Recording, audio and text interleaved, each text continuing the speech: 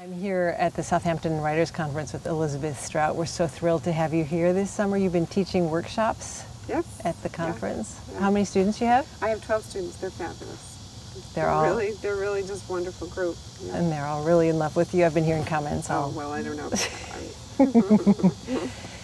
So, in an earlier conversation, we were talking about Olive, and one of the scenes that really struck me in how do you pronounce Kittridge? I say Kittridge, but it does have that E in there, so if people say Kitteridge, I don't blame them at all. Okay. But I say Kittridge. So she's in the car with a young man who's contemplating suicide, and he looks at her, and suddenly his perception of her changes into... Right. Can you talk a little bit about that scene for you? Because that Where so he all of a moved sudden me. looks over and thinks, oh, she kind of looks like an elephant with shortened legs or something like that.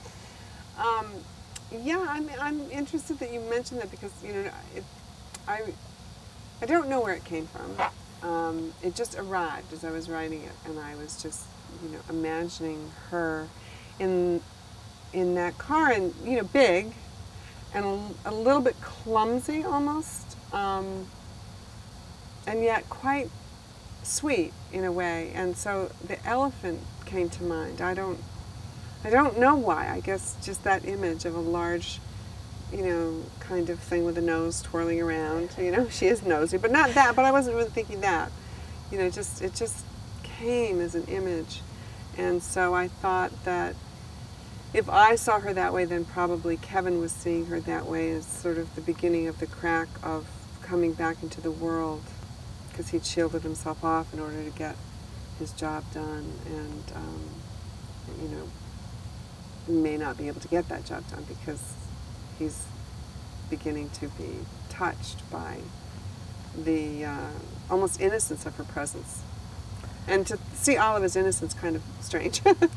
So I liked the I did too. Wackiness of it. I also really felt like it was a way of saying she's getting to him without having to do it on the nose. Exactly.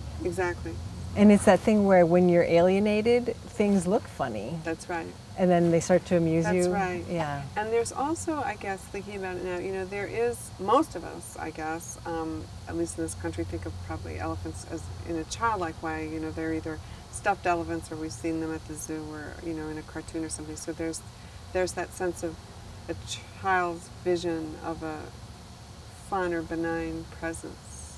Yeah, it was great. And so, yeah, she is getting to him.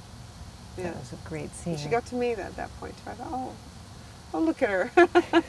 Just not getting out of that car. So, yeah. And she was so great. She's his substitute teacher, right? No, she was his full-time teacher. Oh, his full-time teacher, yeah. Many years ago, yeah. So, you know, he has a whole year under his belt in the previous life with her.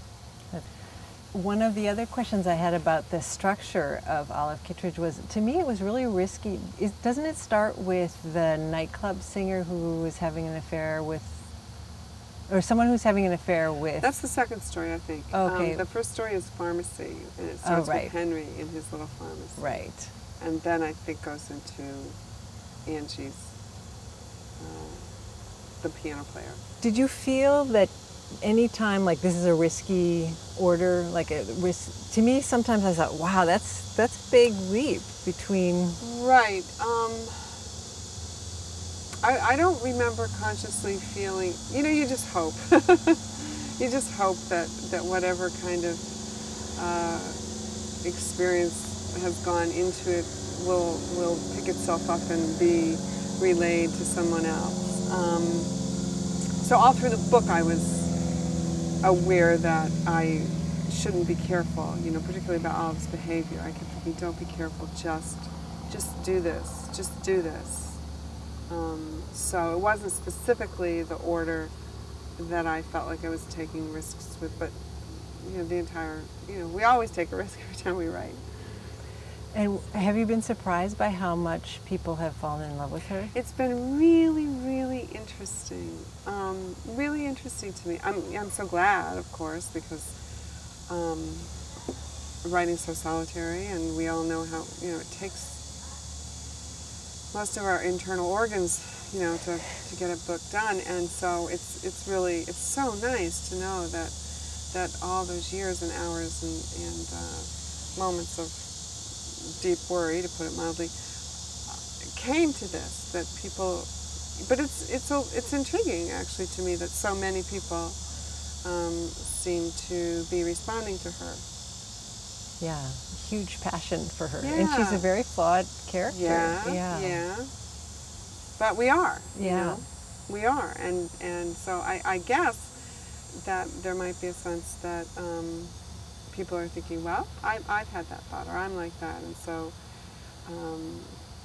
or maybe, well, she's worse than I am, so I'm not that bad, or who knows, or maybe they like her, and whatever part of themselves they see is then forgivable, or maybe, and as I've known from going out and speaking to some audiences occasionally, that many people don't like her, and that's okay too. That's fine too. So. Have you gotten a slew of stories about, she does a very bad thing to her daughter-in-law, and Yeah. She does. Not that bad. people who I've said read this to, and then they read the book, they say, oh, in that scene, I did this once. I've gotten, so I'm just curious if you've gotten. Oh, that's so interesting. You mean little confessions? Yeah, like I burned a hole, someone said I burned a hole in the back of his new girlfriend's bathing suit. Well, there we go. You've just explained it. This is why this book is having an appeal. Well, there we are, the hidden lives of everybody. And that's what, that's certainly what I hope to do with literature. It's what I hope when I pick up a book to find, that part of myself that I never dared to say anything about. But no, people will say to me, are you a mother-in-law? And I'm not yet. Nor do I have a son, but so many people will say, you don't have a son? You're not a mother-in-law? Then how do you know? And I'll sort of see in their eyes, oh, So I get that. But. Yeah, this is great. I want to start with Mian Isabelle because that was my first exposure to your work. I have many questions about it. Is there any autobiographical material in there? There really isn't. I sort of feel a sense of resignation to say that because I know it would be kind of more interesting if it was, but there isn't really. It was not my story. It's a story I made up. And then yesterday or whenever you were reading, I think it was, you said there was a moment when you cracked open how you could go into other voices. Yeah. And to me in that one, it's quite startling in a good way, like, oh, we're in their head. Yeah. And it's not immediate, and it's not, you haven't set up a precedent, but all of a sudden it happens. So can you tell me a little bit about cracking that nut? Well, I just remember that it finally happened. It took me a long time to write that book, 6 or 7 years, at least. And I didn't know what I was doing. I mean, I'd been writing for years and years stories, but this was a novel, and my sentences had changed. I was growing, trying to find my more adult voice, and so that was a long, long process. And I really didn't know how to do what I wanted to do. I knew what I wanted to do. I could sort of envision it in an abstract kind of, like it was an abstract painting. But I thought, oh, I want that dark line to go in through there. But I really didn't know how to do it. So there were just days and days and days of just writing and trying and trying and trying in this, and then I just, I do remember thinking, oh look, I'm writing, like finally swimming or something. That was great. Of course, that feeling was short-lived. I mean, I don't still have it. I mean, I have to come up with it every time I start something new. So paint me a picture because of your writing life then, because Dan Menaker said he'd get these stories, and he said what you didn't say the other night was how short what you submitted to him were. Oh, really? The stories, and he would say, this is wonderful, but I need something longer than 4 pages. And he kept having that conversation with you, and then suddenly you handed him a novel? Something right. like that. Well, that's interesting. I wouldn't remember it that I don't want to way. get you in trouble. No, that's quite all right. I mean, this is, it's an interesting example of memory and narratives and all the rest. I'm sure they weren't too long. It's hard to imagine being, I guess they, I don't remember them being 4 pages, but I'm sure they weren't too long. it was the time when people were writing minimalist stories, so that's what I was cutting my teeth on. That's how I thought, that's what I thought the voice was. So it took me a while to realize that that wasn't going to be my voice, that I'm not a minimalist, really. I'm a blabbermouth, and I need to learn how to control that on the page rather than try to be so elliptical. It's me. So he was just very, very encouraging, and I would say that instead of, if his understanding is that he needed more pages, I think my understanding was that we both understood I just needed more gravitas, more heft.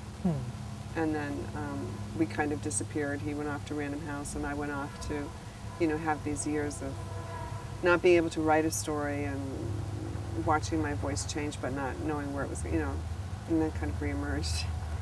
And then, so just for the writers who are watching this, you had finished a book, and then you were looking for an agent. Yeah. And you didn't send it to Dan without an agent. I didn't send it to Dan. I was too intimidated to. I just, I'm not a networker. I'm not the kind of person that just couldn't have been more clueless. And it's just not my nature to go out to do that sort of thing on behalf of myself. But I did understand that I needed an agent. That's what I thought the next step was. So I wrote to many agents, and a few people agreed to read it. Very few actually agreed to read it. Most didn't even answer the letters. Those that read it said no. One was interested for a while, then not. So that was a long, very sad-making few years.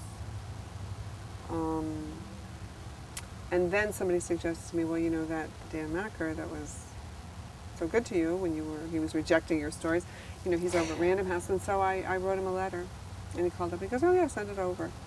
And that's how that happened. So he never, in my memory. So he never actually published one in the New Yorker. He just was encouraging. He didn't, but no, he didn't. And then after that, I did get a story in the New Yorker, and Roger Angell was my editor. But no, I didn't. Yeah. So wonderful that he was willing to read it, and he bought it unagented. Yeah. Fantastic. He called me up. He said, "I better get you an agent because I could take advantage of you." And I said, "Yeah, you could." Totally. Okay, so I pay you. After you told me that in spring, you meet someone who's writing, you emulate, and you listen to every word, and it sort of distills in you. I started thinking about the theme of Abide With Me, of a person sort of losing their voice in their community. And do you think the hurt of those rejections was part of the underbelly for that character? Well, at that time that sure, every hurt that one has, the good thing about being a writer is that you can always use it. I don't know what other people do, but sure. There's two parts to that. One, when I finally did get published, I went back to look at, for some perverse reason, had kept all my rejections. There's hundreds of them in this box and in the basement. I thought, well, I'll just look at them because now they won't hurt. But they did. They really did. I looked at them for about just a few minutes, and I thought, oh no, it really makes me feel terrible. And so I just threw them out. And that's that. But in terms of the feeling of the underbelly of Abide With Me, when I first started to write that book, I wrote it, and then my father died, and I had to go all the way back to the beginning because I had a brand new understanding of grief. You always think, you think, oh, now I know what that feels like, or, boy, that, but there's always a floor beneath, and I had just been dropped down, and then a number of losses occurred. So that book was rewritten a lot as I was experiencing, oh no, actually it feels like this. Not only is the actual story beautiful, but I think the way you describe his spiritual relationship, and his clinging to the scriptures, and that one writer he keeps referring back to. Fabulous guy. Yeah. I mean, that's somebody to cling to. Yeah. And his old teacher, and there's something very aching about the whole thing that's just gorgeous. There is an ache to it. And I very much, you always want to, or I think you always want to leave a lot of room for surprise to happen, so you don't necessarily want to know exactly what's going on. But But it was pretty clear to me from the beginning, and I did stay true to that idea, that I didn't want that to be a book about a man who loses his faith. Not because I was opposed to that, just it wasn't interesting to me. And I think that people read it and think that, oh, well, he's going to, he's going to lose his faith naturally. And that's not interesting to me. It was much more interesting that he loses himself, his sense of self. That's much more frightening, I think. I mean, to me. So. Me too. So that was, so I had no problem with him. I mean, obviously his relationship with his faith was going to change, but not. I didn't see it as something he would lose. So, Mian Isabelle becomes a bestseller. Abide with Me. I mean, I think are you joking, or did it really? No, it didn't. I mean, well, I guess it was like I don't really. It didn't. But was Dan was Dan trying to shape what you wrote next at all, or? No. I always had a lot of freedom. No, he was wonderful. That's great. I had nothing really but respect from Dan and for him, and so that was, like I said during the other night, there was only one piece of that book that I think we even had a mild disagreement over, but it wasn't like, oh, you must do this. It was sort of like, well, I think this, and I was like, no, so no, he wasn't trying to shape anything. That's great. And then, did you have the hopes for Olive? Yes, I had already started that at the same time that I had started Abide with Me, because I write different. I never write anything from beginning to end. And so there were pieces of Olive that had been floating around for years and that needed to be first found, because I'm so messy, and then sort of reconfigured and revisioned, looked at, revised. And did you feel like, I mean, in writers groups, this is what's so interesting is a lot of what you do would get shot down in writers groups, like having an older protagonist. Yeah. They say people won't buy that kind of book. Right. There's a sort of market influence that writers groups sometimes have that you've seemed to. Right. Well, I'll be honest, I'm not a group person. So, I'm just not a group person. It's great that you've avoided us. We would have been deprived of Olive Kitteridge. So I mean, in many, many ways, even when I was going to so many different churches to become familiar with Tyler Caskey, I mean, I have great respect for the needs that people have to give voice to something higher and all that kind of stuff. But as soon as I stayed too long in a church and they started to say, well, would you like to meet with us? I would be like, I was like, no, I can't, I'm sorry. I can't do the group thing. Yeah. And is the Pulitzer totally unexpected, or anyone predict it? I didn't have any idea. And has it changed your life enormously? It's changed my life. I kept thinking, well, it won't. I like my life, and I'll just keep writing, and I'll just keep. But of course, it has.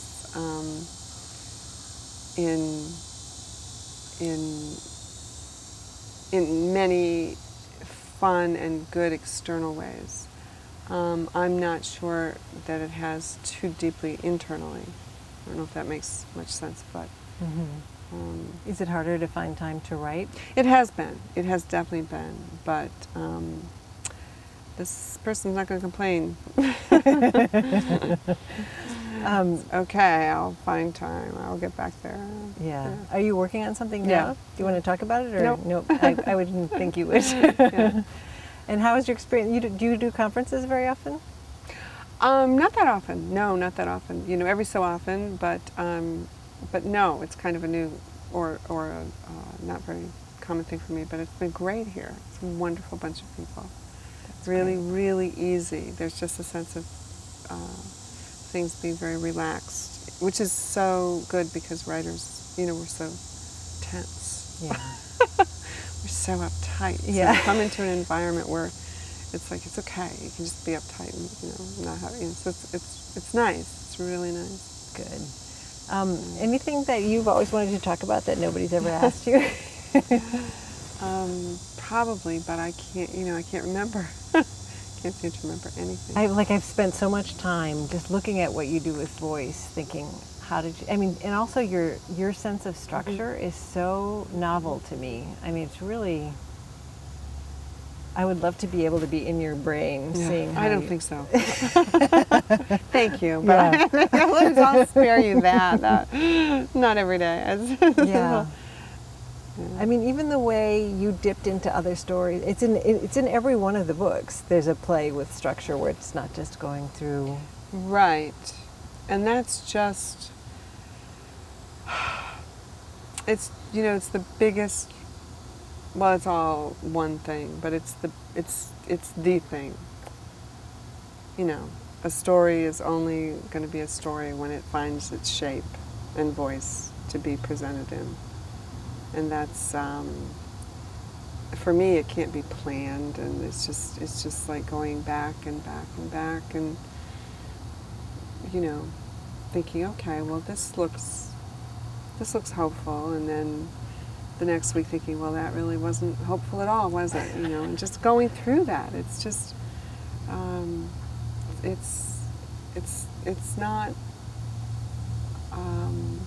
it's not something one does with one hand.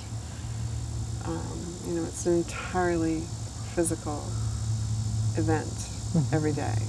Yeah. To go to that page. Yeah. So it's Are you a morning writer, evening writer? I'm not. Well, I don't know what your definition of morning is.